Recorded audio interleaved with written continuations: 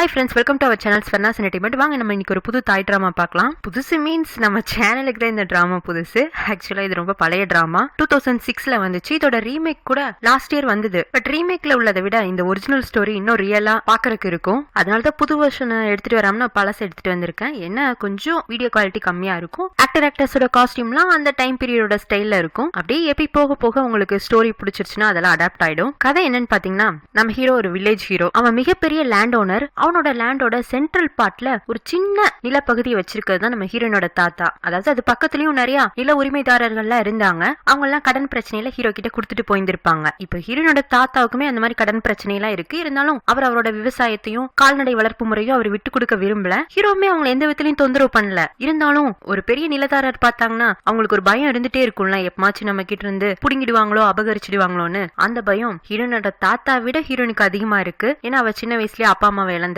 இங்க தாத்தா கூட தான் வந்து செட்டில் ஆயிருக்கா. அதுவும் ஹீரோவும் ஒரு ரூட் டைப்பா தான் இருப்பானா. அதனால அவனை பார்த்தாலே பயம்னு வச்சுக்கோங்களேன். ஹீரோ நல்ல டைப் தான். இருந்தாலும் அவ்வளவு சீக்கிரம் அவன் நல்லவன்னு யார்கிட்டையும் காட்டிக்க மாட்டான். அவனோட குடும்பத்து மேல அவனுக்கு அதிக பாசம். அவனோட ஒய்ஃப் இறந்து போயிட்டாங்க. அவனுக்கு ஒரு சின்ன பாப்பா மட்டும் இருக்கு. அப்புறம் அவன் தங்கச்சி திடீர்னு வீட்டை விட்டு காணாம போயிடுறான். ஏன்னா அவளுக்கு இந்த கிராமத்து வாழ்க்கை முறை பிடிக்கல. அப்படி அவ காணாம போனதுக்கு ஹீரோனோட அண்ணன் தான் காரணம்னு விஷயம் தெரிய வரும்போது, என் தங்கச்சி கிடைக்கிற வரைக்கும் உன்னை விட போறதா இல்லன்னு ஹீரோனை கொண்டு போய் அவன் வீட்டுல வச்சுக்கிறான். இடையில அந்த தாத்தா என்னன்னா இருந்தானே கேக்குறீங்க, அவரையும் இறந்து போயிட்டாருங்க. அதனால ஹீரோட பொறுப்புல இருக்கிற ஹீரோயின் மேல அவன் கோமாவே இருக்க போறானா இல்ல காதல் வரப்போதான்னு சொல்றது இந்த டிராமாவோட கதை. எபிசோடோட ஸ்டார்டிங்ல ஒரு காட்டன் இண்டஸ்ட்ரியை காட்டுறாங்க. அங்க திடீர்னு நடக்கிற தீ விபத்துனால மிடில் ஏஜ்ல உள்ள ஒரு ஹஸ்பண்ட் ஒய்ஃப் இறந்து போறாங்க. அப்போ ஒரு பொண்ணு திடீர்னு அடிச்சு புடிச்சு தூக்கத்துல இருந்து எழுந்திருக்குது. அதுதாங்க நம்ம ஹீரோயின். அவளுக்கு 19 வயசு ஆயிருச்சு. அவ பேரு பிம்மு. அவளோட அப்பா அம்மா தான் தீ விபத்துல இறந்து போயிருக்காங்க. இவ திடீர்னு நடுராத்துல கனவு கண்டு அலறவும் பக்கத்து ரூம்ல இருந்து ஒரு தாத்தா ஓடி வராரு. பாத்தீங்களா, அவரு நம்ம ஹீரோயினோட தாத்தா. அம்மா வழியிலயோ அப்பா வழியிலயோ சொந்த தாத்தா கிடையாது. தூரத்தூர முறையில ஒரு தாத்தா. ஹீரோயினோட அப்பா அம்மா 2 பேருமே இறந்ததுக்கு அப்புறமா அதுவும் அவங்க ஒரு காட்டன் இண்டஸ்ட்ரி அப்பதான் ஸ்டார்ட் பண்ணி ஓரளவுக்கு நல்லா பெரிய அளவுல கொண்டு வந்திருந்திருப்பாங்க. நடந்த தீ விபத்துல அவங்களோட பிசினஸும் போயிருச்சு. நிறைய கடன் எல்லாம் ஆயிருக்கும். இந்த தீ விபத்து நடந்து கிட்டத்தட்ட 3 வருஷம் ஆயிருச்சு. அப்போ ஹீரோயினுக்கு வந்துட்டு 16 வயசு. அவன் அண்ணக்கார ஒருத்தர் இருக்கான், அவனுக்கு 18 வயசு. அந்த 2 பசங்களையும் எல்லாரும் பொறுப்பேத்திற்கு தயங்கினப்போ இந்த தாத்தா தான் பாவம் பார்த்து தன்னோட வீட்டுக்கு கூட்டிட்டு வந்திருக்காரு. சும்மா சொல்லக்கூடாது, சொந்த பேரன் பேத்திங்க மாதிரி நல்லா தான் பாத்துக்கிறாரு. இப்ப கூட நம்ம ஹீரோயினுக்கு என்னம்மா திரும்பவும் அதே கனவா, அதுல இருந்து வெளியில வாமா, அம்மா அப்பா கூட இருந்த நல்ல மெமரிஸை மட்டும் மைண்ட்ல வச்சுக்கோ. நீ திரும்ப திரும்ப அவங்க கோரமா இறந்ததையே மைண்ட்ல வச்சுட்டு இருந்தேன்னா அவங்களோட ஆத்மா சாந்தி அடையாதுங்கிறாரு. பேசிட்டு இருக்கும் போதே தாத்தாக்கு ரொம்ப இருமலா இருக்கு. உங்களுக்கு என்ன தாத்தா ஆயிடுச்சு, இப்பெல்லாம் நைட் அடிக்கடி இருமுறீங்க, ஹாஸ்பிட்டலுக்கு போலாமாங்க? அதெல்லாம் வேண்டாமா, பாரு நம்மளோட கூரை சரியில்லை பத்தி, அதனால பனி விழுகிறனால தான் எனக்கு இருமலா இருக்கு. இந்த பனிக்காலம் போயிருச்சுன்னா எல்லாமே சரியாயிடும். இல்ல தாத்தா, நீங்க ரொம்ப இருமுற மாதிரி இருக்குங்க, எனக்கு தெரியாதம்மா என்னோட உடலை பத்தி, இப்போ நிம்மதியா தூங்குன்னு சொல்லிட்டு அவரும் தூங்குறதுக்கு போயிடுறாரு. ஆனா அவருக்கு ஏதோ தெரியுது, தன்னால முடியாது, எதுக்கு வீணா இனி ஹாஸ்பிட்டல் அப்படின்னு செலவு பண்ணிட்டு இருந்தா யோசிக்கிறாரு. இவ அப்படியே அடுத்த நாள் காட்டுறாங்க. ஒரு பழைய டிராக்டரை தாத்தா சரி பண்ணிட்டு இருக்கா. நம்ம ஹீரோயின் பக்கத்துல குட்டை மாதிரி இருக்கிற ஒரு இடத்துல இருந்து 2 வாளியில தண்ணி கொண்டு வந்துட்டு இருக்கா. அவங்க கால்நடைகள்லாம் வளர்த்துறாங்க, ஆடு கோழி எல்லாம். அதுகளுக்கான தீவனத்துக்காகவும் தண்ணிக்காகவும் தான். இவங்களுக்கு சின்ன நிலப்பரப்பு தான், அதுக்காக நீர்ப்பாசன வசதின்னு கனெக்ஷன் எல்லாம் கொடுக்க ஆரம்பிச்சோம்னா நிறைய செலவாகும் தான் சிக்கனமாவே கொண்டு போயிட்டு இருக்காங்க. இப்படி தாத்தாவும் பேத்தியும் பொறுப்பா செயல்பட்டு இருக்கும் போது அந்த பக்கமா எந்த கவலையுமே இல்லாம ஒருத்தன் டிப்டாப்பா ட்ரெஸ் பண்ணி ஷூ எல்லாம் மாட்டிட்டு இருக்கான். பாத்தீங்களா, அவன் தான் நம்ம ஹீரோனோட அண்ணன். அவன் பேரு ரவி. 21 வயசு ஆயிடுச்சு. இன்னமும் அவங்க அப்பா அம்மா கூட இருந்த அந்த பணக்கார லைஃப் தான் வாழ்றதா நினைச்சிட்டு இருக்கான். இப்ப கூட வாளியில தண்ணி எடுத்துட்டு போயிட்டு இருக்க தங்கச்சி கிட்ட, விதி நம்ம வாழ்க்கையில இவ்வளவு தூரம் விளையாடுன்னு எதிர்பார்க்கல. 3 வருஷத்துக்கு முன்னாடி அந்த ஆக்சிடென்ட் மட்டும் நடக்காம இருந்துச்சுன்னா இந்நேரம் அப்பா அம்மாவும் நம்மள ஃபாரினுக்கு படிக்க அனுப்பிச்சிருந்திருப்பாங்க. இதெல்லாம் ஒரு வீடு அப்படிங்கிற மாதிரி வேணும்னே தாத்தா காதுல விழுகிற மாதிரியே பேச, ஆனா நீ அமைதியாவே இருக்க மாட்டியா? யாரும் ஒண்ணும் இப்படி நடக்கும்னு எதிர்பார்க்கல. நம்மளுக்கு கிடைச்சது நினைச்சு எப்பவுமே சந்தோஷப்படணும், அதுக்கு நன்றி உள்ளவங்களா இருக்கணுங்க. இதுக்குதான் நீ அந்த தாத்தா கூட அடிக்கடி உட்காந்து பேசாதங்கிறது. பாரு, அப்படியே அவரை மாதிரியே உன்னை மாத்தி வச்சிருந்திருக்காரு. சரி, நீ எங்க காலையில கிளம்பிட்டு வேலை தேடி போறியா? சாப்பிட்டுட்டு போலாமே அப்படிங்க.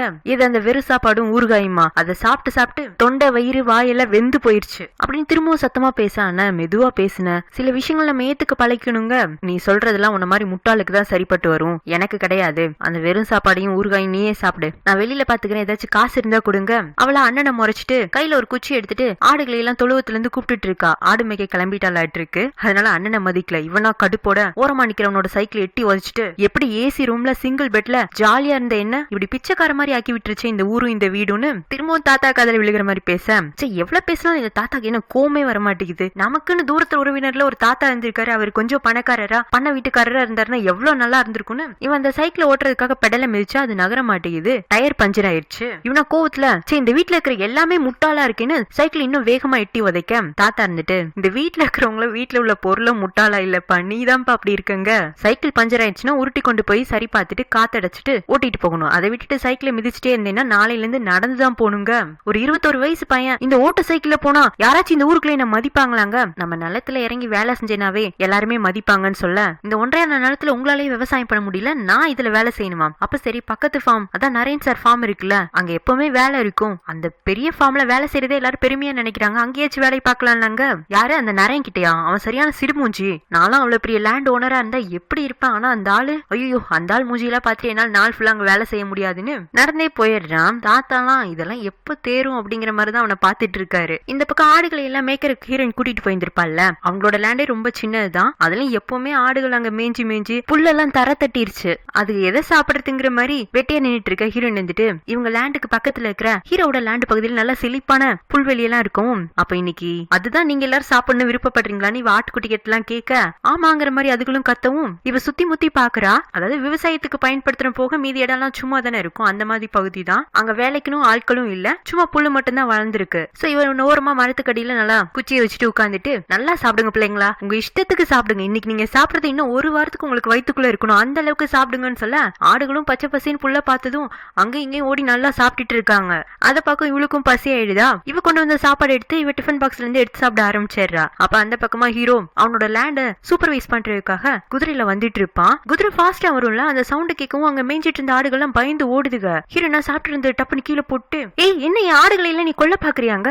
ஒண்ணு தெரியாத ஆடுகளை எல்லாம் எது கொள்ளணும்? அதுகளுக்கு என்ன பக்கத்து தோட்டத்துல இருந்து திருடி சாப்பிடவா தெரியும்? ஆடு மேய்ச்சிட்டு வந்தவங்க தான் திருடுறதுக்கு சொல்லி கொடுத்துருக்கணும், அதனால ஒன்னதான் கொள்ளணுங்க. சும்மா இந்த மாதிரி கிராமத்துல பேசுறதுதான். இருந்தாலும் ஹீரோனுக்கு அவனை பார்த்தாலே கொஞ்சம் பயம் இருக்கு. இப்ப அவன் இந்த மாதிரி சொல்லவும், என்ன என்ன இப்படி எல்லாம் பேசி மிரட்டுறீங்களா என்ன? அதான் இவ்வளவு புல்லு சும்மா தானே இருக்கு, கொஞ்சமா ஆடு சாப்பிட்டா என்ன? அதுவும் இந்த புல்லெல்லாம் நீங்க ஒண்ணு தண்ணி ஊத்தி வளர்த்துல இல்ல, அதுவா மலைக்கு வளர்ந்துருக்கு. பசிக்கிற யாருனாலும் அதை சாப்பிடலாம். என் ஆட்டுக்குட்டிக்கு பசிச்சிருக்கு, அதெல்லாம் வந்து சாப்பிட்டு இருக்கு. சோ இதை காரணம் காட்டி நீங்க இனியும் என் ஆட்டுக்குட்டி எதுவும் பண்ண முடியாதுங்க. இவ பேசிட்டே இருக்கவன் தான் ஹீரோட மைண்ட்ல இன்னொன்னு போயிட்டு இருக்கும். ஹீரோனோட அம்மா அப்பா இறந்தப்ப அவங்களுக்கான இறுதி அஞ்சலிய தாத்தா இந்த ஊர்ல கொண்டு வந்தா பண்ணியிருந்திருப்பாரு. பக்கத்து நிலக்காரருங்கிற முறையில ஹீரோமே அந்த ஃபினோரல்ல போய் கலந்துருந்திருப்பான். அப்ப அங்க அழுதுட்டு இருந்த ஹீரோனையும் பார்த்துருந்திருப்பான். அப்ப அவ ரொம்ப சின்ன பொண்ணா இருந்தா, இப்ப வளர்ந்துருக்கா. இந்த 3 வருஷத்துல அவன் அந்த அளவுக்கு எல்லாம் இவ்வளவு நோட் பண்ணதே இல்லை. இன்னைக்கு இவ்வளவு பக்கத்துல இருக்கனால அன்னைக்கு அழுதுட்டு இருந்த பொண்ணு எங்க இது இப்ப பேசுறது என்னன்னு நினைச்சிட்டு, இந்த புல்லெல்லாம் நாங்க உரம் போட்டு வளர்க்கலினாலும் இது எங்க பகுதியில உள்ளது, இன்னைக்கு அத்துமீறி அனாமத்தா இருக்கேன்னு இந்த புல்ல வந்து சாப்பிடுவீங்க. அடுத்து என் தோட்டத்துல விளைவிக்கிறதும் ஏன் நிறைய தானே இருக்கு, கொஞ்சமா நாங்க சாப்பிட்டா என்னன்னு அதுலயும் வந்து கை வைப்பீங்க. இதத்தான் திருட்டுன்னு சொல்லுவாங்கங்க. என்ன நீங்க ஒவ்வொன்னா சொல்லிட்டே போறீங்க? நான் திருடணும்லாம் நினைக்கல. அதுவும் உங்க தோட்டத்துல வந்து எதுக்கு நாங்க திருடணும்னு நினைக்க போறோம்? எங்களுக்கே தோட்டம் இருக்கு, ஆட்டுக்குட்டி புல்லு சாப்பிட்டுன்னு தான் இங்க கொண்டு வந்து விட்டேன்னு இன்னமும் தான் செய்யறது கரெக்டுங்கிற மாதிரியே பேசிட்டு இருக்க.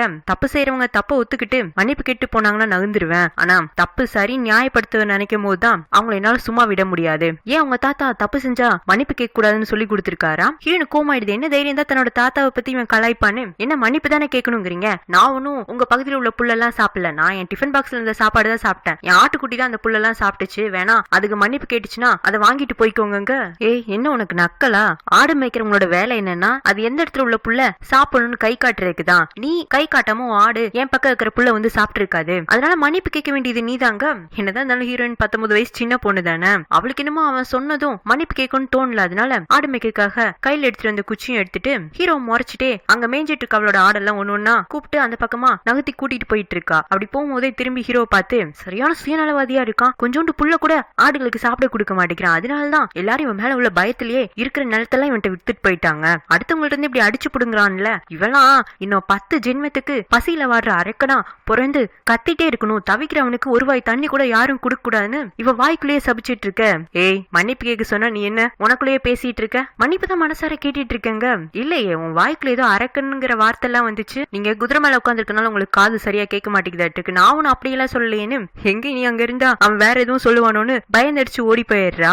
அப்படி அவன் அந்த ஆட்டுக்குட்டிகளோட போறதை பார்க்கும்போது ஹீரோக்குமே லைட்டா சிரிப்பு வருது. இருந்தாலும் சிரிக்கிறது அவனோட கேரக்டர் இல்லையாட்டு இருக்கு, அதனால அதை கண்ட்ரோல் பண்ணிக்கிறான். இப்ப அப்படியே அந்த ரோட்ல சருன்னு ஒரு ப்ளூ கலர் கார் போயிட்டு இருக்கு. அது தெரியாம ஆப்போசிட்ல வர ஒரு டெம்போவை இடிச்சிடுது. அந்த டெம்போல ஆரஞ்சு பழம் கொண்டு வந்திருப்பாங்க, அதெல்லாம் ரோட்ல விழுகவும் டிரைவர் இறங்கி வந்து கார்ல இருக்கிறவங்களை இறக்க வச்சு திட்டிட்டு இருக்கான். அந்த கார்ல இருந்து இறங்குற பொண்ணுதான் நம்ம ஹீரோட செல்ல தங்கச்சி. அவளுக்கு 20 வயசு ஆகுது. டிரைவர் அவன் கொண்டு வந்த பழம் எல்லாம் வேஸ்டா போயிடுச்சுன்னு அவன் திட்டிட்டு இருக்க. இவளா என் கார் ஃபாஸ்டா வரும்போது நீ தானே பார்த்து உன் காரை சரியா மூவ் பண்ணிருக்கணும், அதுலயும் நீ அவ்வளவு பழத்தை கொண்டு வந்திருக்கனா நீ தான் கேர்ஃபுல்லா இருந்திருக்கோன்னு இவ அவன் மேல பழி தூக்கி போட. அதுக்குன்னு ஊடையில இருந்து வர இந்த ரவி நம்ம ஹீரோனோட அண்ணன் இருக்கான்ல, மேடம் உங்க பேர்ல தான் தப்பு, நான் நினைச்சிட்டு இருந்தேன் நீங்க உங்க சிடுமூஞ்சி அண்ணன் மாதிரி இல்லாம நியாயமா நடந்துக்குவீங்கன்னு. ஆனா அவரை மாதிரியே பேசுறீங்களேங்க.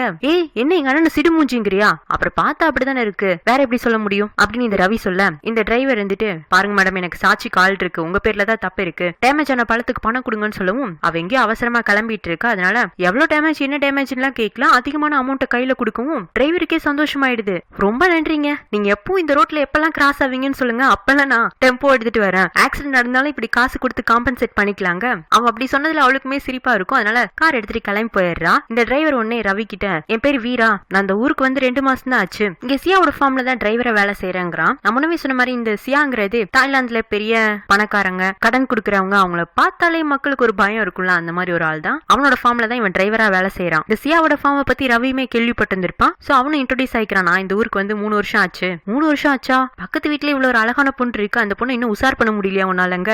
எங்க அவன் போலீஸ் நாய் மாதிரி அந்த மீனா பின்னாடியே தான் சுத்திட்டு இருப்பான். நான் இங்க வந்து 3 வருஷத்துல இன்னைக்குதான் முதல்ல அவளை இவ்வளவு பக்கமாவே பாத்துருந்திருக்கேன். பேங்காக்ல படிக்கிற அப்பப்போ லீவுக்கும் வீக்கெண்டுக்கு மட்டும் தான் இங்க வருவா அப்படிங்கவும், ஓஹோ அப்படியான்னு இந்த வீர அப்படியே மீனாவை சைட் அடிக்க ஆரம்பிச்சிடறான். நெக்ஸ்ட் சீன்ல ஹீரோட தோட்டத்துல ஆரஞ்சு பழம் எல்லாம் பொறிச்சிட்டு இருப்பாங்க. இவன் அப்படியே சுத்தி பார்த்துட்டு வந்துட்டு இருக்கும்போது அங்க தாத்தா இவனை பாக்குறதுக்காக வராரு. தாத்தா ஹீரோ கிட்டயுமே நிறைய கடன் வாங்கியிருப்பாராட்டு இருக்கு. அந்த கடன் தொகை இவரோட லேண்ட் வேல்யூட ஜாஸ்தி. சோ ஏதோ ஒரு பேப்பர் மாதிரி ரெடி பண்ணி கொண்டு வந்திருக்காரு. இந்த மாதிரி நான் என் கடனை குறிப்பிட்ட காலத்துக்குள்ள பே பண்ணிடுவேன் டேட் எல்லாம் போட்டு, அதுக்கு முன்னாடி நீங்க கொடுத்த கடனுக்காக என் லேண்ட என்கிட்ட இருந்து எடுத்துக்க கூடாதுங்கிறாரு. ஹீரோவா அந்த பேப்பரை கிழிச்சு போட்டுறான். என்ன தம்பி அப்படின்னு கேட்கவும், உங்க லேண்டோட பத்திரம் ஏற்கனவே பேங்க்ல இருக்குன்னு தெரிஞ்சுதான் நான் கடன் கொடுத்தேன். இப்ப நீங்க ஒரு பேப்பர்ல டேட் எல்லாம் போட்டு கொடுத்தீங்கல்ல, அதுக்குள்ள உங்களால கடனை திருப்பி கொடுக்க முடியாதுன்னு எனக்கு நல்லா தெரியும். அப்புறம் இதுக்கு இந்த பிரயோஜனம் இல்லாத பேப்பர் மட்டும் என் கையில இருக்கணும், அதான் கிழிச்சு போட்டுங்கும் போது, இல்ல தம்பி பேங்க்ல நான் 3 லட்சம் ரூபாய்க்கு தான் வச்சிருக்கேன், ஆனா என் லேண்ட் 10 லட்சம் பெறும், நான் உங்கள்ட்ட இது வரைக்குமே 10 லட்சத்துக்கு மேலேயே கடன் வாங்கியிருக்கேனே, அதான் அப்படின்னு சொல்லி அவர் இழுக்கிறாரு. ஏன்னா ஒருவேளை தான் இல்லாம போனா அந்த லேண்டு தன்னோட பேரம்பேத்திகளுக்கு வேணும்,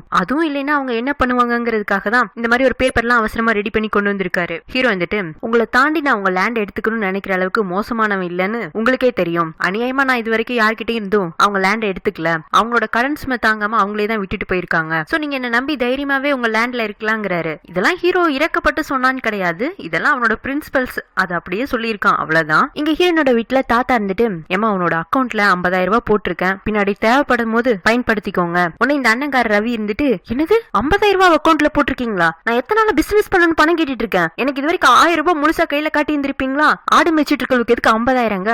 உங்க 2 பேருக்கும் சேர்த்திதான்ப்பா, உனக்கு பின்னாடி தேவைப்பட்டுச்சுன்னா உன் தங்கச்சி கிட்ட கேட்டு வாங்கிக்கோ. என்னது அவகிட்ட கேட்டு நான் வாங்கிக்கணுமா? சரி அவளுக்கு தான் 50,000 கொடுத்துட்டீங்கல்ல, உங்க லேண்டோட பத்திரத்தை எனக்கு கொடுங்க, அதை நான் வச்சுக்கிறேங்க. அது ஏன்ட்டே இல்லப்பா, பேங்க்ல 3 லட்சத்துக்கு அடமானத்துல இருக்குங்கவும், உங்கள்ட்ட எதுவுமே இல்ல, அப்புறம் எதுக்கு இனி என் தங்கச்சி இங்க கூட்டிட்டு வந்தீங்கன்னா அவர்கிட்ட எகிர வேற சேர்றான். ஹீரோயின் தான் வந்துட்டு, அண்ணன் அந்த 3 லட்ச ரூபா பணம் நம்ம அப்பா அம்மா காட்டன் இண்டஸ்ட்ரி ஆரம்பிச்சதுக்காக வாங்கி இந்த கடனுக்காக தான் தாத்தா லேண்ட் பத்திரத்தை அடமானம் வச்சிருக்காங்கிறா. அதுக்குள்ள தாத்தாக்கு இருமல் அதிகமா வந்துருது, அவரால் கண்ட்ரோல் பண்ணவே முடியல. தோல்ல போட்டிருக்க துண்டு எடுத்து வாய்க்கிட்ட வச்சு மூடிட்டு, எனக்கு சாப்பாடு போதுமா நான் படுக்கிறேன் அப்படின்னு சொல்லிட்டு அவரோட ரூமுக்கு போயிடுறாரு. ஹீரோயின் வந்துட்டு, எதுக்கு தாத்தா எப்ப பார்த்தாலும் தொந்தரவு பண்ணிட்டு இருக்க, உனக்கு எவ்வளவு பணம் வேணும்னு சொல்லு நான் தரேங்க. நான் கேட்கிற பணம் எல்லாம் உன்னால தர முடியாது, அந்த தாத்தா இருக்கிற வரைக்கும் உனக்கு கொடுக்கவும் விட மாட்டாரு. இல்ல நான் ஏதாச்சும் ஒரு வகையில உனக்கு உதவி செய்யறேங்க. இவனும் பக்கத்துல வந்து தங்கச்சி மூஞ்சி உத்து பார்த்துட்டு, இந்த முட்டாள் மூஞ்சி எனக்கு எந்த விதத்திலையும் உதவியா இருக்கவே முடியாதுன்ட்டு கிளம்பி போயிடுறான். அன்னைக்கு இன்ட்ரோடியூஸ் ஆன வீராவும் ரவியும் கிளப்புக்கு போறாங்க. அங்க நம்ம ஹீரோட தங்கச்சி மீனாவை பாக்குறாங்க. அவளை பார்க்கவும் இவனுங்களாவே போய் இன்ட்ரோடியூஸ் ஆயிக்கிறானுங்க. சியர்ஸ் பண்ணி அவ கூட ட்ரிங்க்ஸ் எல்லாம் பண்றானுங்க. ஆனா அவ ஜூஸ் தான் குடிக்கிறா. 3 பேரும் ஜாலியா ஃபன் பண்றாங்க. மீனா இதுக்கு முன்னாடியே ரவி அங்கங்க வச்சு பார்த்துருக்கா. அவனுக்கு அண்ணனை பார்த்தாலே பயங்கிறது அவளுக்கு தெரியும். ஆனா வீரா இந்த ஊருக்கு வந்து 2 மாசம் தான் ஆச்சு, அதனால எனக்குலாம் அண்ணனை பார்த்து பயம் கிடையாது, எனக்கு நீதான் வேணும்னு முடிவு பண்ணா அவனை எங்கனாலும் கூட்டிட்டு போவேன்னு ரொம்ப கான்பிடென்டா பேசுறானா.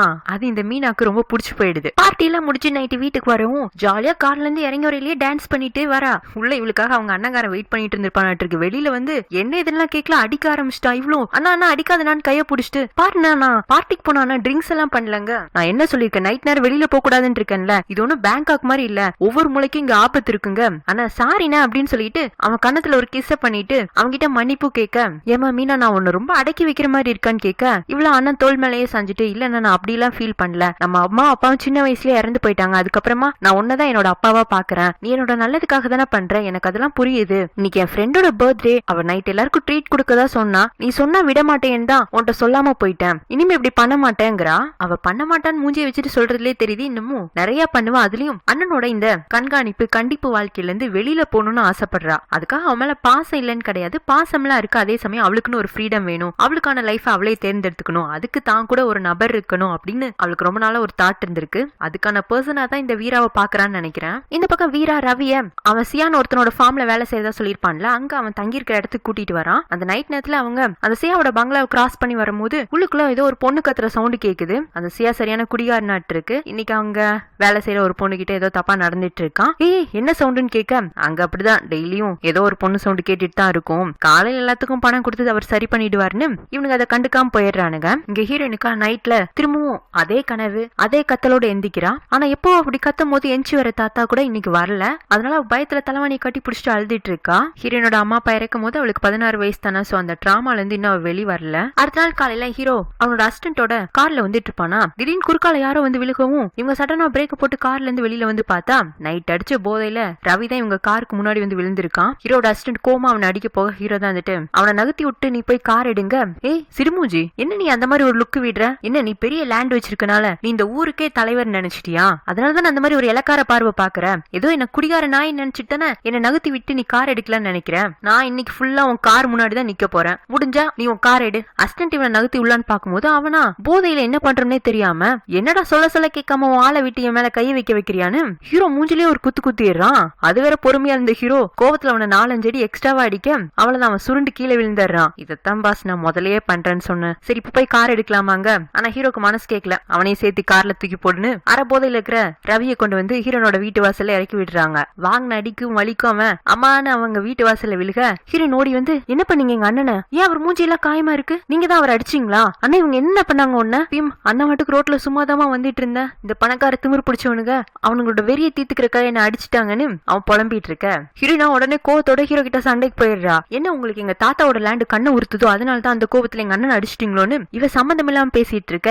ரவி கண்ணத்துல அடிச்சதுல ஹீரோக்குமே காயம் இருக்கும். அதை அவன் தேய்ச்சி விட்டு அசிஸ்டன்ட்ட கார் எடுக்க சொல்லி ஹீரோனுக்கு ரெஸ்பான்ஸ் கூட பண்ணல, கிளம்பி போயிட்டான். அப்படியே ஹீரோயின் அவங்க அண்ணனை ஒரு பக்கமா ஓரமா படுக்க வச்சுட்டு இன்னும் காலையில இருந்து எழுந்திருக்காத அவங்க தாத்தாவை எழுப்பலான்னு போனா அவர் இறந்து போயிட்டாராட்டு இருக்கு. அதனாலதான் நைட்டு ஹீரோயின் பயத்துல அலர்னப்ப கூட அவர் இவளை தேடி வரல. அடுத்து என்ன பண்றது? அந்த தாத்தாக்குமே யாருமே கிடையாது. அண்ணன் தங்கச்சி 2 பேருமே அவருக்கான இறுதி அஞ்சலியை பண்ணி முடிச்சிடுறாங்க. தாத்தா இறந்ததுல ரவி அந்த அளவுக்கு ஃபீல் பண்ண மாதிரி தெரியல. ஆனா ஹீரோயினுக்கு தான் அப்பா அம்மா இழந்ததுக்கு அப்புறமா இன்னொரு பெரிய இழப்ப சந்திச்ச மாதிரி இருக்கு. இதுக்கப்புறம் அவளுக்கு என்ன பண்ண போறோம் ஏது பண்ண போறோங்கிற பயம் இன்னுமே அதிகமா இருக்கு. அவ ஒரு மாதிரி நடுக்கத்தோட தான் இருக்கா. ரவி தான் அவளுக்கு ஏதோ ஆறுதல் சொல்லிட்டு இருக்கான். ஆனா அதையும் அவன் மனசார சொன்ன மாதிரி இல்ல. அவனுக்கு வேற பிளான்ஸ் எல்லாம் இருக்கு. தாத்தா சாகறதுக்காக ரொம்ப நாள் வெயிட் பண்ணிட்டு இருந்திருப்பானாட்டு இருக்கு. தாத்தாவோட இந்த காரியம் எல்லாம் முடியறதுக்கே 3 நாள் ஆயிடுது. அப்பதான் நம்ம ஹீரோவை ஏர்போர்ட்ல காட்டுறாங்க. பேங்காக் அவனோட பர்சனல் விஷயமா போயிருந்திருப்பான். அந்த பர்சனல் டைம்ல அவன் இங்க உள்ள இன்ஃபர்மேஷனை கேட்டுக்கிறதுக்கு விருப்பப்பட மாட்டான். அதனால அவனோட அசிஸ்டன்ட் தாத்தா இறந்ததை பத்தி அவங்க கிட்ட சொல்லாம இருந்திருப்பாங்க. இப்ப ரிட்டர்ன் ஆகும் சார் இந்த மாதிரி அந்த பக்கத்து தோட்டத்து தாத்தா இறந்துட்டாருன்னு சொல்லவும் இவனுக்கு முதல்ல மைண்டுக்குள்ள வரது ஹீரோனோட அந்த அழுமூஞ்சி தான். அதுவும் இப்போ உள்ள அழுமூஞ்சி இல்ல. அந்த 16 வயசுல அவங்க அப்பா அம்மா இறந்தப்போ அழுதுருப்பால அதுதான் ஞாபகத்துக்கு வருது. கூடவே தாத்தா அன்னைக்கு வந்து நான் உங்க கடனை திருப்பி தர வரைக்கும் என் லேண்டை நீங்க எடுத்துக்க கூடாதுன்னு இருப்பார்ல. அவர் சீக்கிரமே இறந்து போறோம்னு தெரிஞ்சிருக்காட்டிருக்கு. அதனால்தான் தன்னோட பேரனும் பேத்தியும் அடுத்து எங்க போவாங்கன்னு தெரியாம தாங்கிட்ட அவசரமா அப்படி பேச வந்திருக்காருன்னு இவனுக்கு புரியுது. கடனை திருப்பி தரேன்னு சொன்னவரும் இறந்து போயிட்டாரு. இப்ப அடுத்து என்ன பண்ணலாம் அப்படின்னு யோசனை போயிட்டு இருக்கு. நெக்ஸ்ட் சீன்ல காலையிலேயே ஹீரோயின் ஆடு கூட மேய்க்க போகாம அழுதுட்டே உட்கார்ந்துட்டு இருக்க. ரவி இதான் சமயம்னு தாத்தாவோட பெட்டியை ஓபன் பண்ணி பாக்குறான். அதுல தாத்தா ஹீரோயின் பேர்ல போட்டு வச்ச 50,000 பேங்க் பாஸ்புக், அது போக லேண்ட 3 லட்சத்துக்கு பேங்க்ல அடமானம் வச்சது, கூடவே இது வரைக்கும் ஹீரோ கிட்ட இருந்து எவ்வளவு கடன் வாங்கியிருக்கோம் அப்படிங்கிற கணக்கையும் கூட எழுதி வச்சிருக்காரு. ஆனா அதுக்கெல்லாம் அத்தாச்சி இல்ல. சோ இவன் அந்த பேங்க் பாஸ்புக்கையும் அடமானம் வச்சுக்கிற பேப்பரை மட்டும் கையில எடுத்துக்கிறான். ரொம்ப நேரம் அழுதுட்டே இருக்கிற ஹீரோயின் ஆடெல்லாம் தொழுவத்துல இருந்து கத்தவும் தான் அதுகளுக்கும் பசிக்குள்ள 3 நாளா சாப்பிட்டு இருக்காதுன்னு எல்லாத்தையும் கூப்பிட்டுட்டு அப்படியே மேய்க்க போறா. இருந்தாலும் அழுக மட்டும் கண்ணுல இருந்து நிக்கவே மாட்டேங்கிறதுனால ஓரமா நின்னு அழுதுட்டே இருக்க. ஆடுகள்லாம் இவங்க தோட்டத்து பக்கத்துல இருக்கிற புல்ல விட்டுட்டு பசுமையா இருக்கிற ஹீரோ சைட்ல இருக்கிற புல்ல போய் மேய ஆரம்பிச்சிருது. அன்னைக்கு மாதிரி இன்னைக்கும் ஹீரோ குதிரையில அந்த பக்கமா வர அழுதுட்டு இருக்க ஹீரோயின தூரமா இருந்தே பாக்குறான். அன்னைக்கு இவங்க தாத்தா இறந்து போனாங்கன்னு சொன்னப்போ அவ சின்ன வயசுல அழுதது ஞாபகம் வருமா? இப்ப அவனால அவ இந்த வயசுல அழுகிறத பாக்க முடியுது. அதாவது அவ மெச்சூர்ட் ஆயிட்டா அப்படிங்கறத அவன் இன்னைக்கு தான் ரியலைஸ் பண்ற மாதிரி காட்டுறாங்க. அவளை பார்க்க பாவமாவே இருக்கு. அதனால உடனே ஓடி போய் ஆறுதல் சொல்ற கேரக்டர் இவன் கிடையாது. இப்போ ஹீரோ நின்னுட்டு இருக்க மரத்துக்கு மேல ஒரு பெரிய மலைப்பாம்பு மாதிரி ஒண்ணு தொங்கிட்டு நிக்குது. கொஞ்சம் விட்டா இப்ப அவளோட ஷோல்டர்ல கொத்த போகுது. அவ லைட்டா அசஞ்சாவே அது கொத்திடும். இவனா குதிரையை ஒரு தட்டு தட்டிட்டு இவன் நிக்கிற இடத்துல இருந்து ஃபாஸ்டா குதிரையை ரைட் படி கொண்டு வந்து அப்படியே அலைக்கா ஒரு கையில ஹீரோனை தூக்கி குதிரை மேல வச்சு போய்கிட்டே இருக்கான். இவன் அப்படி தட்டினதுல அந்த குதிரையும் ஓடிட்டே இருக்கு. இவன் கண்ட்ரோலே இல்ல. இவங்க முன்ன நின்ன இடத்தை விடவே இப்ப ரொம்ப தள்ளி வந்தாச்சு. அதுவும் இது கிராம சைடு மலைப்பாங்கன பகுதியெல்லாம் இருக்கு. கிட்டத்தட்ட குதிரை இப்போ ஒரு மலை மேலேயே ஏறிடுச்சு. இப்படி தடதடன் குதிரை ஓடுறது ஹீரோ அப்படியே அவளை தூக்கிட்டு வந்ததெல்லாம் பார்க்கும்போது ஹீரோ என்ன நினைச்சுக்கிறா, தனியா இருக்க தாங்கிட்ட இந்த ஆள் தப்பா நடந்துக்கிறான் இருக்குன்னு அவளா விடுங்க விடுங்கன்னு கத்துன்னு கத்துறா. விடுறா ஆனா இப்ப விட்டா உனக்கு கீழே விழுந்து அடிபட்டுருன்னு அவனும் சொல்லிட்டே இருக்கான். ஆனா இவ புரிஞ்சுக்க மாட்டேங்கிறா. ஒரு வழியா குதிரையே டயர்டாயி நிக்கவும் தான் ஹீரோ இப்ப இறங்கிக்கோ அப்படின்னு ஹீரோனை கையை எடுத்துற அவளுக்கு கீழே விழுந்துடுறா. இவ்வளவு வேகமா தரையில இருந்து எழுந்துச்சு ஹீரோ கெட்ட கெட்ட வார்த்தையில் திட்டுறா. இந்த ஊருக்கு வந்ததுல இருந்து பிரயோஜனமா நிறைய கெட்ட வார்த்தை கத்து வச்சிருந்திருப்பாளாட்டு இருக்கு. அதெல்லாம் ஹீரோவாலே காது கொடுத்து கேட்க முடியல. ஏதோ அவனை ஒரு ரேபிஸ்ட் ரேஞ்சுக்கு ட்ரீட் பண்ணிட்டு இருக்கா. இங்க பாரு, நான் உனக்கு உதவி பண்ணலான்னு தான் உன் பக்கத்துல வந்தேன். நீதான் என்ன அசிங்க அசிங்கமா பேசிட்ட. இன்னைக்கு என்னால உன் மேல கோவம் கூட காட்ட முடியல. அது ஏன்னு தெரியல. நீ என்ன பண்ணு, நீ பேசுனல தப்புன்னு சாரி கேளு. நான் உன்னை எங்க இருந்து குதிரையில ஏத்திட்டு வந்தனோ அதே இடத்துல திரும்பவும் கொண்டு போய் குதிரையிலேயே விட்டுறேங்க. கடத்திட்டு வந்த நீங்க இதுல நான் வந்து உங்களுக்கு மண்டி போட்டு சாரி கேட்கணுமா? அதுலயும் சாரி கேட்டா திரும்ப உங்க குதிரையில ஏத்துக்குவீங்க. நான் என்ன உங்க குதிரையில வரதான் ஆசைப்பட்டு இருக்கேன்னு நினைச்சிட்டு இருக்கீங்களா? எனக்கு தெரியும் உங்களை மாதிரி ஆட்கள்லாம் தனியா இருக்கிற பொண்ணு கிட்ட என்ன மாதிரி நடந்துக்கணும்னு யோசிப்பாங்கன்னு. என்னெல்லாம் நீங்க அப்படி ஈஸியா ஏமாத்திட முடியாதுங்க.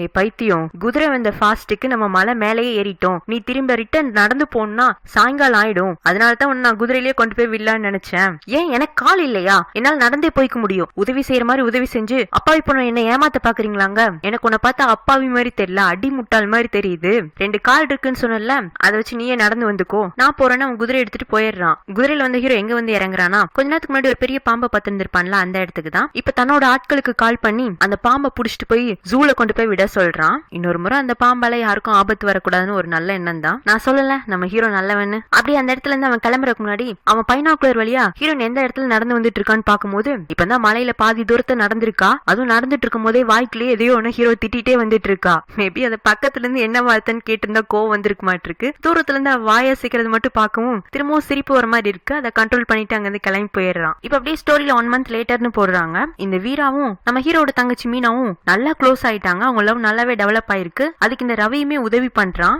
இந்த 1 மாசத்துல ஹீரோவும் ஹீரோயின் ரவி 2 பேருமே பார்த்திருந்திருப்பான். 2 பேரும் அந்த நிலத்தை வச்சு உருப்பிட்டுக்கிற மாதிரி தெரியல. தாத்தா பட்ட கடனையும் இவங்களால அடைக்க முடியாது. அவங்களுக்கு கொடுத்த கடனையும் எப்படியாச்சும் நம்ம திருப்பி வாங்கிடணும். அதே சமயம் அவர் ஆசைப்பட்ட மாதிரி அவரோட பேர பிள்ளைங்களுக்கும் நம்ம ஏதாச்சும் ஒரு வகையில உதவியா இருக்கும்னு ஹீரோனியும் ரவியும் தேடி வந்து தாத்தா கடன் வாங்கின விஷயமா பேசாம நீங்க உங்க லேண்டை எனக்கு வித்துருங்க, நாங்க இதுக்கு உங்கள்கிட்ட விற்கணும் அப்படின்னு ஹீரோனும் ரவியும் சண்டைக்கு வர, இங்க பாருங்க வெறும் இந்த லேண்டை வச்சு நீங்க எதுவுமே பண்ண முடியாது. இதை என்கிட்ட கொடுத்தீங்கன்னா நான் இதுல விவசாயம் பண்ணுவேன். இல்ல நீங்க விவசாயம் பண்ணி அதை என்னோட ஃபார்ம் கூட சேர்த்திக்கலாம். லேண்டை நீங்க என்கிட்ட கொடுத்ததுக்கு அப்புறமா கூட நீங்க இந்த வீட்டுல ஸ்டே பண்ணிக்கலாம். எனக்கு ஒன்னும் ஆட்சேபனை இல்லங்க. தாத்தாக்கு சாகருக்கு முன்ன கொடுத்த வாக்குறுதிக்காக தான் இவ்வளவு யோசிச்சு பண்றான். ஆனா இதுக்கு முன்னாடி கடன் வாங்கினவங்களும் அவங்களாவே அந்த இடத்த காலி பண்ணிட்டு போயிருந்திருப்பாங்க. இப்ப நம்மளுக்கு மட்டும் ஏன் இந்த மாதிரி சலுகை எல்லாம் கொடுக்கும்னு நினைக்கிறான்னு ஹீரோயின் ரவி 2 பேத்துக்குமே சந்தேகம் வருது. ஒருவேளை லேண்டை நம்ம கிட்ட இருந்து வாங்கிட்டு நம்மள ஏமாத்திடுவானோ அப்படின்னு இவங்க கிட்ட லேண்டை விக்கிறதுக்கே யோசிக்கிறாங்க. உங்க லேண்டோட பத்திரம் 3 லட்சம் ரூபாய்க்கு பேங்க்ல இருக்கு. அதை நான் மீட் எடுத்துட்டு அது போக இருக்கிற 7 லட்சம் ரூபாய் உங்க கையில கொடுத்துருவேன். நீங்க இந்த இடத்துல விருப்பப்படுற வரைக்கும் வாடகைக்கு இருந்துக்கலாம். இதுதான் அவங்களுக்கு கொடுக்குற கடைசி ஆப்ஷனுங்க. இதையும் ஹீரோ ஏதோ இறக்கப்பட்டோ அவங்களுக்கு உதவி செய்யற மாதிரியோ பேசுறது இல்ல. இதுதான் நான் எடுத்த முடிவு, இதுக்கு நீங்க ஏத்துட்டு தான் போகணுங்கிற மாதிரி தான் அவனோட அதிகார தோரணை இருக்கு. அதை பார்த்து இவங்க 2 பேருமே இன்னும் கடுப்பா தான் ஆகுறாங்க. ஹீரோ கிட்ட லேண்டு கொடுக்கவே கூடாதுங்கிற முடிவுக்கும் வராங்க. ஹீரோவும் யோசிச்சு முடிவெடுங்கட்டு போயிடுறான். ரவி வந்துட்டு ஹீரோயின் கிட்ட, பாத்தியா இப்பவே அந்த நிறைய நம்ம கிட்ட வந்து பிரச்சனை பண்ண ஆரம்பிச்சிட்டான். இதுக்கு மேலே நம்ம இங்க பாதுகாப்பா இருக்க முடியும்னு தோணல. நம்ம என்ன பண்ணலாம், இந்த லேண்டை வித்துட்டு வேற எங்கேயாச்சும் போய் நிம்மதியா வாழ்ந்துக்கலாங்கும் போது, இல்ல இது நம்ம தாத்தா லேண்டு விற்க கூடாதுங்க. உனக்கு என்ன பைத்தியமா? அந்த தாத்தா நமக்குன்னு இந்த லேண்டை விட்டுட்டு போனதுதான். இந்த நிறைய பார்த்தாதான் நம்மளுக்கு நம்பிக்கை வரல. வேற ஒரு நம்பிக்கையான ஆள்கிட்ட இதை வித்து நம்ம பணமாக்கி வெளியூர்ல போய் செட்டில் ஆயிடலாம். அப்ப ஆட்டுக்குட்டி எல்லாம் ஆடு மேய்ச்சி மேய்ச்சி உனக்கு என்ன அறிவு மங்களா போயிருச்சா? இந்த பேங்க் பாஸ்புக்ல சைன் பண்ணு. நான் தாத்தா கொடுத்த பணத்தை வச்சு லேண்ட் பத்திரத்தை மீட்டுட்டு வந்துடுங்க. மீதி பணத்துக்கு என் ஃப்ரெண்ட் ஒருத்தர் இருக்கான், அவன் குடுக்கறேன் இருக்கான். பத்திரம் நம்ம கைக்கு வந்ததுக்கு அப்புறமா இந்த லேண்டை வச்சு என்ன பண்ணலாம்னு முடிவு பண்ணலாங்கிறான். ஹீரோனும் நம்பி கையெழுத்த போட்டுறா. அண்ணக்காரனுக்கா தங்கச்சி இவ்வளவு முட்டாளா இருக்குது அவ்வளவு சந்தோஷமா இருக்கு. சிரிச்ச முகத்தோடயே அடுத்து இந்த சியாவை பார்க்க போறான். அவங்க கிட்ட போய் எனக்கு ஒரு 5 லட்சம் ரூபாய் கடன் தரீங்களாங்க? கடன்லாம் நான் சும்மா தர மாட்டேன். அதுக்கு நீங்க ஏதாச்சும் அடமானத்துக்கு வச்சுட்டு போனுங்கும் போது எங்க தாத்தாவோட லேண்ட் இருக்கு, ஆனா அதோட பத்திரம் பேங்க்ல இருக்கு. அதை மீக்கிறதுக்கே 3 லட்சம் ரூபாய் வேணும். நான் வேண்டாம் ஒரு வெத்து பேப்பர்ல கையெழுத்து போட்டு தரேன். நீங்க 3 லட்சம் கொடுத்து பத்திரத்தை பேங்க்ல இருந்து வாங்கிக்கோங்க. அப்புறம் அதுல என் தங்கச்சி கையெழுத்தையும் வாங்கிட்டீங்கன்னா அந்த லேண்ட் உங்க கைக்கு வந்துருங்க. என்கிட்ட இல்லாத லேண்டா? நான் குடுக்கற பணத்துக்கு உங்ககிட்ட இருந்து வேற ஏதாச்சும் நான் எதிர்பார்க்கிறேங்க. உங்களுக்கு அந்த நரனை பிடிக்காது தானே? அவனுக்கும் எங்க லேண்டு மேல ஒரு கண் இருக்கு. அவனுக்கு முன்னாடி நீங்க எங்க இடத்த உங்க வசப்படுத்திக்கிட்டீங்கன்னா அவனை ஜெயிச்ச மாதிரி இருக்கும். சுத்தி அவன் லேண்டு, ஆனா நடுவுல மட்டும் உங்க லேண்டு. அங்க மட்டும் வேலியை போட்டு இந்த இடத்துக்குள்ள யாரு நுழைய கூடன்னு ஒரு போர்டை வச்சீங்கன்னா நரன் முஜில நீங்க செருப்பால் அடிச்ச மாதிரி இருக்குங்க. சரி நீ என்கிட்ட இருந்து பணம் வாங்கிட்டு எங்க போறேங்க? நான் வெளியூர் போறதா இருக்கேன். ஆனா நான் உங்களுக்கு என்னென்ன டாக்குமெண்ட்ல சைன் பண்ணி கொடுக்கணுமோ அதெல்லாம் கொடுத்துறேன். என் தங்கச்சி மட்டும் தான் இந்த வீட்டுல இருக்கா. நீங்க அவகிட்ட போய் கேரண்டி கேள்த்து லேண்டை விக்கணும்னு கேட்டீங்கன்னா அவ எந்த இடத்துலனாலும் சைன் பண்ணுவா. அப்புறம் அந்த ப்ராப்பர்ட்டி உங்க இஷ்டம், நீங்க என்ன வேணாலும் பண்ணிக்கலாங்கிறான். சுசியாக என்ன தோணுதுன்னா பணத்தை வாங்கிட்டு இவன் எங்கேயும் எஸ் ஆக போறான். தங்கச்சியையும் அந்த நிலத்தையும் நம்ம கிட்ட பொறுப்புல ஓட போறான். இது நல்லா இருக்கேன்னு உடனே 5 லட்சத்துக்கு அவனுக்கு 10 லட்சமா கொடுத்து சீக்கிரமே அவன் ஊரை விட்டு போறதுக்கு ரெடி பண்ணி விடுறான். அப்படியே ஸ்டோரியில இன்னொரு நியூ கேரக்டர் காட்டுறாங்க. அவ பேர் நட்டா. ஹீரோவோட காலேஜ் ஃப்ரெண்டு, நல்லா ரிச்சான பொண்ணு. அவளுக்கு காலேஜ் டைம்ல இருந்து ஹீரோவை ரொம்ப பிடிக்கும். அவங்களும் ஒரு 10 வருஷமா இருக்கு. ஆனா ஃப்ரெண்டா மட்டும் இல்லாம அவனை டேட் பண்ணும், அவனோட ஒய்ஃப் ஆகணும்னு நிறைய ஆசை இருக்கு. பட் ஹீரோ அவளுக்கு ஃப்ரெண்டுங்கிற லிமிட்டை தவிர்த்து எக்ஸ்ட்ரா ஸ்பேஸ் கொடுத்தது இல்ல. அவ ஒரு காஸ்டியூம் டிசைனர், பேங்காக்ல இருக்கா. மீனா அவளுக்கு வேணுங்கிற ட்ரெஸ் எல்லாம் நட்டாவோட ஷாப்ல இருந்தா வாங்குவா. ஏன்னா அந்த அளவுக்கு பாப்புலரான காஸ்டியூம் டிசைனர். ஆனா அவளோட கேரக்டர், அவளுக்கு தான் அண்ணன் மேல என்ன மாதிரி என்ன இருக்குங்கிறது மீனாக்கு தெரியும். சோ அவளை அந்த அளவுக்கு பிடிக்காது. ட்ரெஸ்ஸுக்காக மட்டும்தான் அவளை கான்டாக்ட் பண்ணுவா. அந்த ட்ரெஸ்ஸ குடுக்கறதுக்காகவே இவ வேணும்னே இங்க ஹீரோட கிராமத்துக்கு, அதுவும் ஹீரோவையே கூப்பிட்டு விட்டு கிளம்பி வருவா. கார்ல வந்துட்டு இருந்த அந்த 2 பேரும் தான் இப்ப இறங்கி ஹீரோனோட அந்த தோட்டத்து முன்னாடி நிக்கிறாங்க. ஹீரோ அவங்க வீட்டுல இப்ப யாரு இருக்காங்க, எப்படி திரும்பவும் நம்ம போய் உள்ள பேசலாமா என்னன்னு யோசிச்சுட்டு இருக்க. ஹீரோயினா அவனை பார்த்ததுமே அங்க இருக்கிற ஒரு வாழை மரத்துக்கு பின்னாடி போய் ஒளிஞ்சுக்கிறா. நட்டா இருந்துட்டு, என்ன நரேன் இந்த இடத்தையே ரொம்ப நேரமா பாத்துட்டு இருக்கீங்க, இந்த லேண்ட வாங்க போறீங்களாங்க? வாங்கணும், ஆனா விக்கிறதுக்கு சம்மதம் கொடுக்க ஆட்கள் தயாரா இல்லைன்னு அவன் கிளம்பி போக, யார் அந்த பொண்ணு அவரோட கைய புடிச்சிட்டு போறாங்க. ஓ அவங்களோட கேர்ள் ஃப்ரெண்டா? அடப்பாவி, கேர்ள் ஃப்ரெண்ட் இருக்கும் போதே என்ன குதிரையில நீ ஏத்திட்டு போனியா? சி, மோசமான ஆளுன்னு நினைச்சுக்கிறா. இங்க ஹீரோட வீட்டுல மீனா வெளியில போயிருக்கனால அவளோட ட்ரெஸ் எல்லாம் அவளோட சித்தி தான் வாங்கி வைக்கிறாங்க. சித்திங்கிறவங்க ஹீரோக்கும் மீனாக்குமான அம்மாவோட தங்கச்சி. அவங்களுக்கு மேரேஜ் ஆகல. இந்த 2 பிள்ளைங்களையும் பார்த்துட்டு கூடவே இருக்காங்க. ஹீரோ கிட்டத்தட்ட அவங்க அம்மா மாதிரி தான் நினைக்கிறான். எதுக்கு இந்த பிள்ளை திடீர்னு இவ்வளவு ட்ரெஸ் ஆர்டர் பண்ணி வாங்குனுச்சுன்னு தெரியாம சந்தேகத்தோடய அவங்க வேலைக்காரங்களை விட்டு அவ ரூம்ல அடுக்கி வைக்க சொல்றாங்க. நெக்ஸ்ட் சீன்ல ஹீரோயின் திரும்பவும் அவளோட ஆடுகளை எல்லாம் கூப்பிட்டுட்டு மேய்க்கிறதுக்கு வரா. இன்னைக்குமே சுத்தி முத்தி பாக்குறா, யாரும் இல்லங்கிறனால ஹீரோ சைட்ல உள்ள லேண்ட்ல தான் ஆடுகள் எல்லாம் மேய விட்டுட்டு இவ ஓரமா உட்காந்து சாப்பிடலான்னு போற சமயத்துல திடீர்னு வானம்லாம் இருட்டிட்டு வருது, மழை வர மாதிரி இருக்கு. மழையா வருதுன்னு இவ வானத்தை பாத்துட்டு இருக்கு. சட்டு சட்டுன்னு மழை தூரம் எல்லாம் விழுக ஆரம்பிச்சிருது. பெரிய மழையாவும் பிடிச்சிருது. ஆடுகள் எல்லாம் பயத்துல மழைக்கு ஒதுங்கிறதுக்காக ஒவ்வொரு மரத்துக்கு பின்னாடியும் போயிட்டு இருக்கு. அப்புறம் அதுகளை எல்லாம் திரட்டி கூட்டு போறதுக்கு டைம் ஆயிடும்ல, அதனால இவ பக்கமா ஆடுகளை எல்லாம் கூப்பிட்டு இருக்கா. அதுல இவ அந்த பக்கமும் இந்த பக்கம் ஓடிட்டு இருக்கா. ஃபுல்லா மழையில் நனைஞ்சிடுறா. அந்த இடமும் வழுக்கல் பகுதி ஆயிடவும் இவ வலிக்கு கீழே விழுந்துடுறா. அப்பதான் ஹீரோவும் அந்த பக்கமா அவன் குதிரையில வந்துட்டு இருந்திருப்பான். தூரமாவே இவ கத்துற சவுண்ட் கேட்டு இருந்திருக்கும். இப்ப இவ அந்த சகதியில வலிக்கு விழுந்திருக்கா. அவளுக்கு உதல்வான் தான் நினைக்கிறான். அதே சமயத்துல ஒரு பெரிய இடி விழுகவும் ஹீரோயின் விழுந்த மரத்துக்கு மேல உள்ள ஒரு பெரிய கலை தீ பிடிச்சு அவன் மேலேயே விழுக போக அதுக்குள்ள ஹீரோ வந்து ஹீரோனை காப்பாத்திடுறான். அந்த கலை அவன் மேலதான் விழுகுது. அந்த மாதிரி சமயத்துல உதவி செஞ்சது கூட ஹீரோனுக்கு பயமா தான் இருக்கு. என்ன பண்றீங்க, எதுக்கு என் பக்கத்துல இவ்வளவு வந்தீங்க, என்ன பிளானோட எங்களையும் சுத்தி சுத்தி வரீங்க, உங்களுக்கு எங்கள்கிட்ட இருந்து என்னதான் வேணும்னு அவன் காப்பாத்திருக்காங்கிறத கூட உணராம இவ்வாட்டுக்கு திட்டிட்டே இருக்கா. அந்த அளவுக்கு ஒரு மாதிரி பைத்தியம் மாதிரி ஆயிட்டான்னு வைங்களேன். தாத்தா இறந்ததுல இருந்து ஹீரோவா எதுவும் பேசாம அவசரமா அவனோட ஷர்ட் மேல போட்டிருந்த கோட்டை கழட்டி அவன் மேல போட்டு வீட்டை பார்த்து போ, மழை நின்னதுக்கு அப்புறமா வந்து ஆடு புடிச்சிட்டு போவியாங்க.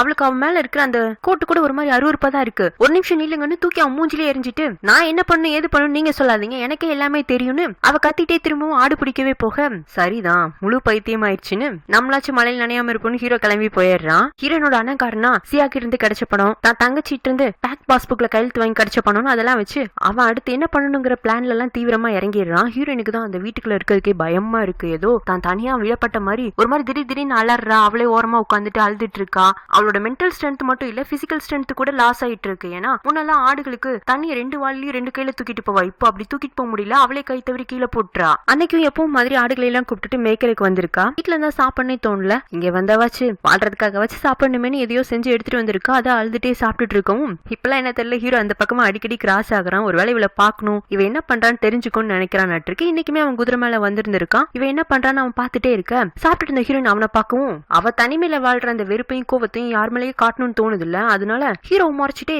எனக்கு சாப்பாடு வேண்டாங்கிற மாதிரி டிஃபன் பாக்ஸ் மூடி வச்சுட்டு இருக்கா. இன்னைக்குமே அந்த லேண்ட பத்தி பேசுறதுக்காக தான் ஹீரோ கரெக்டா இந்த டைமை கால்குலேட் பண்ணி வந்திருப்பானாட்டு இருக்கு. ஆனா இவளோட செய்கை எல்லாம் பார்க்கும்போது இவள்கிட்ட பேசுறது வேலைக்காக அதாட்டு இருக்குன்னு இவன் குதிரை எடுத்துட்டு அங்க இருந்து நகரவும் திடீர்னு ஒரு சின்ன ஆட்டுக்குட்டி தெரியாம அவன் குதிரைக்கு இடையில வந்து விழுந்துருது. நல்ல வேலைக்கா ஹீரோ குதிரையை இழுத்து பிடிச்சிடறான். அப்பவுமே அதுக்கு கை கால் எல்லாம் சிறப்பாயிடுது. பயத்துல எழுந்திரிக்க கூட மாட்டேங்குது. ஃபீல் வில்லன் கத்தவும் ஹீரோயின் ஓடி வந்து அந்த ஆட்டுக்குட்டியை தூக்கிட்டு கோவத்தோட, இந்த ஆட்டுக்குட்டி உங்களோட முழங்கால் அளவுக்கு கூட இன்னும் வளரல, அதை போய் கொள்ள பாத்தீங்களே, உங்களுக்கு என்ன எங்க மேல அவ்வளவு கோவமாங்க, உங்களை பார்த்து கோவப்படுறதுக்கு அப்படி என்கிட்ட இல்லாத உங்கள்ட்ட என்ன இருக்குன்னு கேட்க, எங்களோட லேண்ட் மேலதானே உங்களுக்கு கண்ணு, அதுக்காக தான் எங்களை தொடர்ந்து வந்து பயமுறுத்துற மாதிரியே நடந்துக்கிறீங்க, இப்போ அந்த பயத்தை எனக்கு காட்டணுங்கிறதுக்காக தானே என் ஆட்டுக்குட்டியை கொல்ல பாத்தீங்க. உன்னை ரொம்ப நாளா பார்த்ததுல எனக்கு தெரிஞ்ச ஒரே விஷயம் உங்ககிட்ட பேசுறதே வேஸ்ட்னு. அப்புறம் ஏதோ உங்ககிட்ட பெரிய லேண்ட் இருக்கதா சொன்னல, அதை வச்சு எனக்கு ஒரு பிரயோஜனமும் இல்ல, என்கிட்ட அதை வித்தீங்கன்னா உங்களுக்கு தான் நல்லது, ஆனா அதை நீ புரிஞ்சுக்கிற நிலைமையிலும் இல்ல. அந்த ஆட்டுக்குட்டி என் கையில கொண்டு வந்து கூட, அதுக்கு எதுவும் அடிபட்டு இருந்துச்சுன்னா நான் என்னோட ஃபார்ம்ல கொண்டு போய் ட்ரீட் பண்ணி எடுத்துட்டு வரேங்க. உங்களை மாதிரி ஒரு அரக்கன் கிட்ட நான் என் ஆட்டுக்குட்டியை கொடுக்க விரும்பலன்னு இவ அப்படியே அதை இறுக்கி பிடிச்சிட்டு ஏதோ குழந்தை மாதிரி அது கூட பேசிட்டு இருக்கா. ஒன்னும் பயப்படாத, அம்மா உன் கூட தான் இருக்குன்னு ஏதோ ஆட்டுக்குட்டி தான் அவளோட சொந்த மாதிரி நினைச்சிட்டு இருக்கா. ஹீரோக்கா எதுக்கு இவங்களுக்கு நம்ம நல்லது பண்றோங்கிறது புரியவே மாட்டேங்குங்கிற மாதிரி அவளை முறைச்சிட்டே அங்க வந்து போயிடுறான். ஹீரோனா அப்படியே ஆடெல்லாம் பிடிச்சிட்டு திரும்ப வீட்டுக்கு சாயங்காலம் வாக்குல கொண்டு வரும்போதே அவளுக்கு பயமா இருக்கு. அடுத்து ஹீரோ என்ன பண்ணுவானோ எது பண்ணுவானோ அப்படிங்கிற மாதிரியே ஏதோ அவள் லைஃபோட ஒரே வில்லன் அவங்கிற மாதிரிதான் இவ யோசிச்சுட்டு இருக்கா. அந்த சமயத்துல வீட்டுக்கு வரும் யாரோ ஒரு பொண்ணு சவுண்டும் அவங்க அண்ணா சவுண்டு கேக்குது. என்னன்னு போய் பார்த்தா ஹீரோட தங்கச்சி மீனா தான் வீட்டுக்கு வந்திருக்கா. அவ்வளவு அண்ணாவும் நல்லா கேஷுவலா பேசிக்கிட்டே பார்த்தா 2 பேரும் ஃப்ரெண்ட்ஸ் மாதிரி இருக்கு. என்ன இந்த பொண்ணு கூட இதுக்கு அண்ணா பழக்கம் எல்லாம் வச்சுக்கிறான், அவங்களுக்கு லேண்டே விற்க வேண்டாம்னு சொன்னா இப்ப எதுக்கு அப்படின்னு புரியாத மாதிரி வாங்கன்னு சொல்லி கூப்பிட, ஏய் பிம் பாரு நம்ம வீட்டுக்கு விருந்தாளி வந்திருக்காங்க, அவங்களுக்காக காஃபி வச்சு எடுத்துட்டு வாங்கவும். இவ்வளவு சரின்னு சொல்லிட்டு யோசனையாவே காஃபி வச்சுட்டு கொண்டு வந்து குடுக்குறா. மீனாவும் ஹீரோயின் கிட்ட நல்ல விதமா தான் பேசுறா. ஏய் உன் தங்கச்சி ரொம்ப கியூட்டா இருக்காப்பா, பார்க்கவே இன்னசென்ட்டா இருக்கா, எனக்கு ரொம்ப அவளை பிடிச்சிருக்கு. நீ என்ன பண்ணு, நாளைக்கு என்னோட பர்த்டே பார்ட்டிக்கு வரும்போது இவளையும் கூட்டிட்டு வாங்க. ஹே மீனா, அவளுக்கு அந்த மாதிரி பார்ட்டி எல்லாம் வந்து பழக்கம் கிடையாது, அவெல்லாம் ஆடு மேய்க்க தான் லாய்க்குங்கிற மாதிரி அவன் சொல்ல, இந்த மாதிரி பேசுற அண்ணனுங்களை தான் எனக்கு பிடிக்காது, என் பார்ட்டிக்கு யார் வரணுங்கிறத நான் தான் டிசைட் பண்ணுவேன், நீ நாளைக்கு கண்டிப்பா இவளை கூட்டிட்டு வரேங்க. ஹீரோ வந்துட்டு இல்ல நான் அங்க வரது உங்க வீட்டுல இருக்கிறவங்களுக்கு எல்லாம் பிடிக்காதுங்கிற மாதிரி சொல்ல, யாரு நீ எங்க அண்ணனை பார்த்து பயப்படுறியா, நீ அவரோட பர்த்டே பார்ட்டிக்கு போறதுக்கு தான் இந்த அளவுக்கு பயப்படணும் தயக்க பண்ணும், என் பர்த்டே பார்ட்டிக்கு வரக்கு நீ ஃப்ரீயா வரலாம், அங்க என்ன மீறி உங்களை யாருமே எதுவுமே பண்ண முடியாதுன்னு அஷூரன்ஸ் கொடுக்குறா. அடுத்த நாள் ஈவினிங் ஹீரோட வீட்டுல மீனாக்கான பார்ட்டி அரேஞ்ச்மெண்ட்ஸ் எல்லாம் போயிட்டு இருக்கு. அப்ப இந்த நட்டா வரா. சித்திக்கு என்னன்னா நட்டாவை எப்படியாச்சும் ஹீரோ கல்யாணம் பண்ணி வச்சிடணும்னு ஆசை. அதனால டே பாடா நட்டாக்கு அந்த பக்கமா இருக்கிற அரேஞ்ச்மெண்ட்ஸ் எல்லாம் காட்டு, அவளுக்கு பசிக்குதுன்னா ஃபுட் சர்வ் பண்ணுங்க. இல்ல சித்தி நான் மீனாக்காக வெயிட் பண்ணிட்டு இருக்கேன் அப்படின்னு தங்கச்சிக்காக வெயிட் பண்ணிட்டு இருக்கான். அவளும் கொஞ்ச நேரத்துல மேக்கப் எல்லாம் பண்ணிட்டு வந்துடுறா. அந்த சமயத்துலதான் ரவியும் ஹீரோயினும் வீட்டுக்குள்ள போலாமா என்னங்கிற மாதிரி தயக்கத்திலேயே வந்துட்டு இருக்க. மீனாவா ஓடி போய் 2 பேரையும் கையை பிடிச்சு கூட்டிட்டு வந்துட்டு இருக்கா உரிமையா. பார்ட்டிக்கு வந்திருக்கிற எல்லாருமே நல்ல விதமா ட்ரெஸ் பண்ணிருக்காங்க. ரவியும் கூட நீட்டா தான் வந்திருக்கான். ஆனா ஹீரோயின் தான் ஏதோ ஒரு ஸ்கர்ட்டும் பசங்க போட்ட ஷர்ட்டுமா ஒன்னு போட்டு வந்திருக்கா. அவளை எல்லாரும் ஒரு மாதிரி பாக்குறாங்க. ஆனா மீனாவோட ஃப்ரெண்டு ஜேம்ஸ்னு ஒருத்த மட்டும் அப்படியே ஹீரோயின் அப்பவே சைட் அடிக்க ஆரம்பிச்சிடறான். ஃப்ரெண்ட்ஸ் எல்லாம் பர்த்டே விஷ் சொன்னதுக்கு அப்புறம் எல்லா சாங்க போட்டு டான்ஸ் பண்ண ஆரம்பிச்சிடுறாங்க. மத்த சமயம்லாம் ஃப்ரெண்ட்லியா பேசுறான். மீனாவும் ரவியும் என்னன்னு தெரியல இந்த டான்ஸ்ல மட்டும் ஏதோ கப்பிள்ஸ் மாதிரி ரொமான்டிக்கா டான்ஸ் பண்ணிட்டு இருக்காங்க. அது வேற ஹீரோட கண்ணுக்கு உறுத்தலா இருக்கு. ஹீரோயினுக்கா என்ன பண்றேன்னே தெரியாம பேந்து முழிச்சிட்டு இருக்க. இந்த ஜேம்ஸ் வந்து வரீங்களா என் கூட டான்ஸ் பண்றீங்களாங்க, ஐயோ எனக்கு டான்ஸ் எல்லாம் வராதுங்க, பரவாயில்ல நான் சொல்லி தரேன்னு அவன் ஹீரோயின் கையெல்லாம் பிடிக்க போக அவளா இல்ல எனக்கு இதெல்லாம் வராதுன்னு கொஞ்சம் ஒதுங்கி நின்னுக்கிறா. அடுத்து டான்ஸ் ஆடிட்டு இருந்த மீரா ரவியும் ஹீரோயினையும் கொண்டு போய் அவனோட ஃபேமிலி மெம்பர்ஸ்க்கு எல்லாம் வாலண்டியரா இன்ட்ரோடியூஸ் பண்ணி வைக்கிறா. ஹீரோக்கா தங்கச்சியோட பிறந்த நாளுங்கனால கைய கட்டி அமைதியா இருந்துட்டு இருக்கான். ஏன்னா இவ பண்றது எதுவுமே அவனுக்கு பிடிக்கல. எதுக்கு இந்த பையன் கூட இவ இவ்வளவு க்ளோஸ்னஸ் காட்டுறா அப்படின்னு முறைச்சுக்கிட்டே இருக்கான். இதுல அந்த நட்டா வேற என்னாச்சு உங்க தங்கச்சிக்கு இந்த மாதிரி லோ கிளாஸ் பீப்புள் கூட எதுக்கு அவ சேர்ந்துட்டு இருக்கா, யார் அந்த பொண்ணு 70s ஹீரோயின் போடுற ட்ரெஸ் எல்லாம் போட்டுட்டு வந்திருக்கு, பார்ட்டி சென்ஸே அவளுக்கு சுத்தமா இல்ல, இவங்கள மாதிரி ஆட்கள் கூட எல்லாம் நம்ம பழகிறதே கொஞ்சம் தப்புதாங்கிற மாதிரி அவ வேற ஏத்தி விட்டுட்டு இருக்கா. மீனாவா இது எதையுமே கண்டுக்காத மாதிரி ரவி வா உன்னை என்னோட மத்த ஃப்ரெண்ட்ஸுங்களுக்கு எல்லாம் இன்ட்ரோடியூஸ் பண்ணி வைக்கிறேன், பிம் உனக்கு பசிக்குதுன்னா அந்த பக்கம் ஃபுட் இருக்கு நீ போய் சாப்பிடுன்னு சொல்லிட்டு இவ ரவி ஒட்டினாப்லயே அழிஞ்சிட்டு இருக்கா. ஹீரோனா சாப்பாடு இருக்கிற பக்கமா போய் சாப்பிடலாமா வேண்டாமான்னு தயக்கம் காட்டிட்டு இருக்க. இந்த ஜேம்ஸ் அவனாவே வந்து என்னங்க பசிக்குதானா வேண்டாம் உங்களுக்கு ஃபுட் எடுத்து தட்டுமாங்க, இல்ல நானே எடுத்துக்குவேன்னு சொல்லிட்டு இவ அவளுக்கும் எடுத்துட்டு அவன் தட்டை நீட்டவும் அவனுக்கும் கொஞ்சம் சோ பண்றா. சரி வாங்க 2 பேரும் அந்த ஓரமா உட்காந்து சாப்பிடலான்னு இவனாவே வாலண்டியரா பேசிட்டே இருக்கான். அதுவும் ரொம்ப சாஃப்ட் நேச்சரா வேற இருக்கானா. அதனால ஹீரோனுக்கு கொஞ்சம் தயக்கம் போய் அவங்க கிட்ட பேசுறதுக்கான சாய்ஸ் கிடைக்குது. சோ அவளுமே கொஞ்சம் சிரிச்சு அவன்கிட்ட பேசிட்டு இருக்கா. அதுவும் ரொம்ப சீரியஸால பேசல. அவளோட ஆட்டுக்குட்டி வீடு எப்படி அவ இந்த பார்ட்டிக்கு வந்தா, மீனாவும் அவ்வளவு ஃப்ரெண்ட் எல்லாம் கிடையாது, ஒரே ஒரு டைம் தான் சந்திச்சுக்கிட்டோன்னு ரொம்ப இன்னசென்ட்டா பதில் சொல்லிட்டு இருக்கா. அப்ப ஒரு கருப்பாம்பூச்சி திடீர்னு பறந்து வந்து அந்த ஜேம்ஸ் பக்கத்துல வரவும் அவன் பயந்தடிச்சு கையில இருக்கிற சாப்பாடு தட்டுலாம் கீழே போட்டு ஐயோ கருப்பாம்பூச்சின்னு ஹீரோனை ஹக் பண்ணிக்க. இவளாரும் தாங்கிட்ட சிரிச்சு பேசிட்டு இருந்த ஒருத்தன் கருப்பாம்பூச்சியை பார்த்து திடீர்னு பயந்தடிச்சு அவகிட்டயே உதவிக்கு வரவும் அவளுக்கு எல்லாமே காமெடியா தெரியுது. அதனால அவன் ஹக் பண்ணிருக்காங்கிறத மறந்துட்டு இவ சிரிக்க ஆரம்பிச்சிடுறா. ஏற்கனவே இந்த பார்ட்டில அப்படியே ஹீரோ டென்ஷன் ஆகி அவனோட வீட்டு மாடியில இருந்து இங்க என்ன நடக்குதுங்கிற மாதிரி பாத்துட்டு இருக்கான். ஒரு பக்கம் தங்கச்சியும் இந்த ரவியும் கையை விடுறாப்லயே தெரியல, இந்த பக்கம் தான் உதவி பண்ணும் போதெல்லாம் பார்த்து பயந்து பொறுக்கி மாதிரி ட்ரீட் பண்ண ஹீரோயின் இங்க எவனே ஒருத்தனை ஹக் பண்ணிட்டு இருக்கா. அந்த ஹக்கிங் எதுக்காக நடந்துட்டு இருக்குன்னு கூட அவனுக்கு தெரியல. ஆனா அண்ணனும் தங்கச்சியும் பிளான் பண்ணி இந்த பார்ட்டிக்கு வந்து பணக்காரங்களை கரெக்ட் பண்ற மாதிரி அவனுக்கு தெரியுது. சிரிச்சிட்டு இருக்க ஹீரோயின் லைட்டா அப்படி நிமிந்து பார்க்கவும் ஹீரோட முறைப்ப பார்க்க அப்படியே அவளுக்கு சிரிப்பு காணாம போயிடுது. எப்பதான் பார்ட்டி முடியுங்கிற மாதிரி ஹீரோ வெயிட் பண்ணிட்டு இருக்க. ஒரு வழியா ஒரு 11 மணி வாக்குல அந்த பார்ட்டி முடிஞ்சிருது. வந்த எல்லாருக்கும் ரிட்டர்ன் கிஃப்ட் கொடுக்குறாங்க. அது ஹீரோ ஃபேமிலி சார்பில் எல்லாரும் நின்னு கொடுத்துட்டு இருப்பாங்களா. அப்ப ஹீரோயின்கான கிஃப்ட ஹீரோவே பக்கத்துல வந்து அவ கையில கொடுத்துட்டு மெதுவா அவகிட்ட குடிஞ்சிட்டு நான் உங்ககிட்ட உதவி பண்ண வரும்போதுலாம் நீ அதை புரிஞ்சுக்காம என்ன திட்டினப்போ நீ ரொம்ப இன்னசென்ட் நினைச்சேன், ஆனா நான் நினைச்ச மாதிரி கிடையாது, நீ எல்லாமே தெரிஞ்சுதான் பண்ணிட்டு இருக்க, உன்ன நீயே காப்பாத்திக்கிற அளவுக்கு உனக்கு அறிவு இருக்கு, அதனாலதானே இன்னைக்கு இங்க பார்ட்டிக்கு வந்ததும் பணக்கார பையனா பார்த்து உடனே அவன் கூட கை குலுக்குன சிரிச்ச, அவனை கட்டி பிடிக்கிற அளவுக்கு போயிட்ட, போட்டிருக்க ட்ரெஸ் என்னமோ 70s 80s ஹீரோயின் ட்ரெஸ் தான், ஆனா எப்படி ஈஸியா பொண்ணுங்க பொழைக்கணும்னு தெரிஞ்சு வச்சுக்கிற ஆள் தான் நீ, அதை இன்னைக்குதான் நான் புரிஞ்சுக்கிட்டேன்னு ஒரு மாதிரி நக்கலா எகத்தாளமா அவளுக்கு மட்டும் கேட்கற மாதிரி பேச ஹீரோயினோ கோவத்துல ரயின் அவன் கணத்துல ஒன்னு அரைஞ்சிட்டு நான் என்ன உங்களை மாதிரி நினைச்சிட்டீங்களா அப்படின்னு அடிச்சதுக்கு அப்புறமா தான் ஐயோ இந்த வீட்டு ஓனரையே அடிச்சிட்டோங்கிற பயத்துல அங்க வந்து ஓட ஆரம்பிச்சிடுறா. மத்த எல்லாரும் அதிர்ச்சியில அப்படியே உறைஞ்சு போய் நிக்க. இந்த நட்டா இருந்துட்டு வீட்டாட்களை கூப்பிட்டு அந்த பொண்ணுக்கு என்ன தைரியம் அவளை புடிங்க அப்படின்னு சத்தம் போட்டுட்டு இருக்க. ஹீரோவா வேண்டாங்கிற மாதிரி கை காட்டி அந்த பொண்ணு போகட்டும்ன்றான். இதோட இந்த பார்ட் முடியுது. இந்த பாட்டு உங்களுக்கு பிடிச்சிச்சுன்னா லைக் பண்ணுங்க, ஷேர் பண்ணுங்க, மறக்காம நம்ம சேனலை சப்ஸ்கிரைப் பண்ணி பெல் ஐக்கனை பிரஸ் பண்ணி வச்சுக்கோங்க. Have a nice day. Bye friends.